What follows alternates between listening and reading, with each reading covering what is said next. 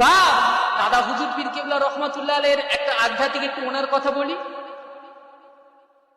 মাশাআল্লাহ, আমি যেটা বুঝতে পারছি আপনারা কিন্তু মনোযোগ দিয়ে শুনছেন, আলহামদুলিল্লাহ, আমার খুব ভালো লাগছে।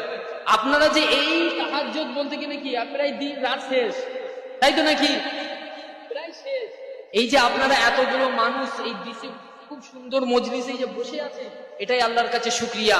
আল্লাহকে সাক্ষী রেখে বলছি, কাল কিয়ামতের ময়দানে, কঠিন ও মাহশরের দিনে আল্লাহ যদি আমাদেরকে জাহান্নাম বলে ঘোষণা করে, বা কাল কিয়ামতের মাঠে আমার আল্লাহ পাক এর ওসিলায় আমাদের জান্নাত নসিব করতে পারে। একবার জোরে বলে।